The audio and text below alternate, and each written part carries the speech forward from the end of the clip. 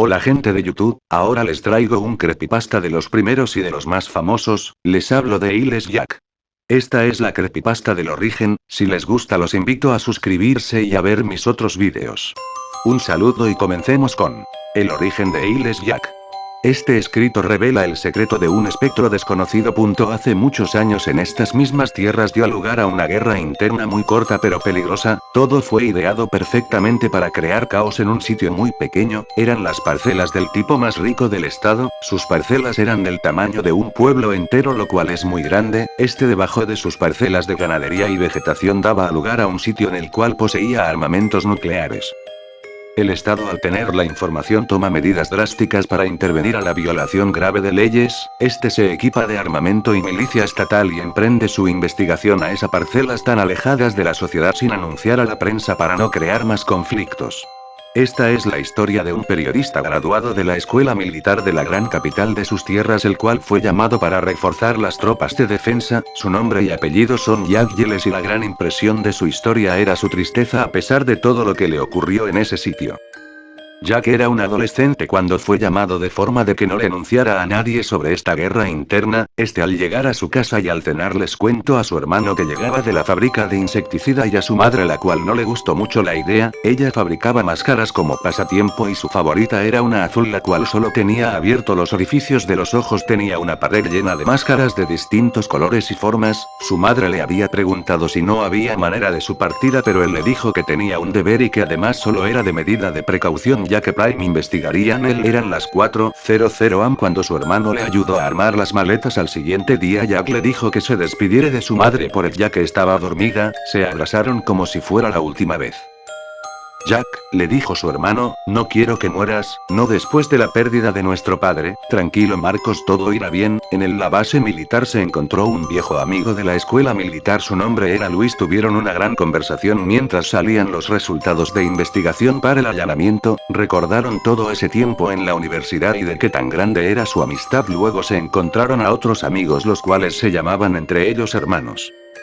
La razón de que hubieran tantos militares era que según las investigaciones habían muchos armados en el sitio. Al dar la orden movilizaron a un equipo primario para encontrar entre tantos kilómetros de parcelas la entrada a este laboratorio de armas nucleares. 5 generales de la vieja escuela fueron, entre ellos Jack y Luis, duraron horas a campo abierto hasta ver un pequeño establo en el cual entró un camión amarillo. Hermano Jack, dijo Luis, recuerda el plan, nosotros entramos primero. Entendido, dijo Jack, cuiden nuestras espaldas hermanos. Sí, dijeron unísono los generales. Al entrar estos dos personajes no se encontraron a nadie excepto lo que parecía ser un ascensor. Jack le dijo a Luis que se quedara allí porque iba a ver que no hallara peligro después de las puertas. De repente, al estar dentro, escuchó un disparo y resultó que Luis estaba herido. Jack gritó no.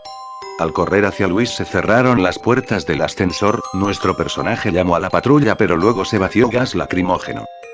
Luego de intervenir la milicia, ambos fueron enviados al mismo hospital. Jack empezó a llorar por el dolor de sus ojos y al parecer los médicos no vieron otra salida que quitarle los ojos. Aún estando ciego, Jack se negaba a abandonar a su preciado amigo. Luis estaba siendo atendido por una enfermera llamada Betsy, quien nació en Estados Unidos, se trasladó a Noruega, y fue a ayudar a los soldados heridos de enfermera. Pero desafortunadamente, un día después de esto, la enfermera no pudo salvarle la vida. Luis agarró la mano de Jack, pero unos minutos después se soltó, y dio su último aliento en esa cama, como si se fuera a dormir. Jack quería llorar, pero ya no tenía ojos para poder hacerlo, así que se mordió el labio hasta el punto de que le empezara a sangrar. Luego los médicos apartaron el cuerpo de su amigo y lo llevaron a enterrar. Jack se quedó durmiendo en esa habitación durante unos 3 días. Al día siguiente el médico le leyó un telegrama de Betsy, diciendo a dónde habían enterrado los cuerpos de los soldados muertos. Jack fue allí y encontró el lugar donde fue sepultado Luis, y Jack se despidió y besó la tierra donde estaba enterrado su amigo. Y luego se fue a su casa. Al llegar a casa su madre estaba muy triste ya que sentía haber perdido todo. Jack pregunta qué le ocurrió, ya que la impresión fue peor que la que pensaba sobre sus ojos. Cuando su madre levanta la cara le dice que su hermano murió envenenado al inhalar un exceso de insecticida. Luego de un mes su madre muere de la tristeza.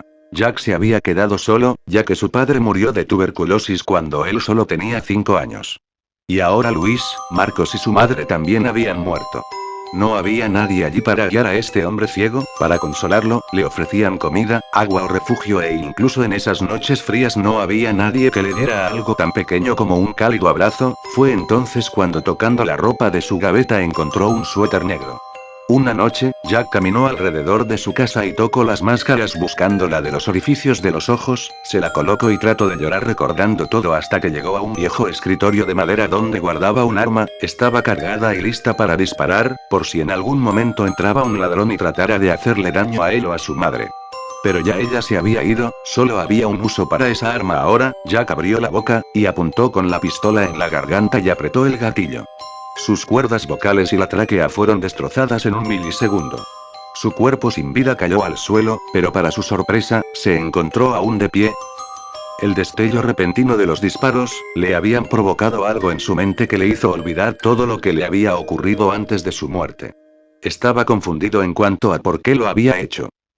Desde ese día aquel fantasma sin voz ni ojos, ronda por ahí llorando sin parar intentando calmar su tristeza de algún modo u otro, de sus orificios brotan lágrimas de sangre que son del mismo color que su suéter y suele comer los órganos internos de sus víctimas para saciar su eterna hambre de vida tal y como la recuerda.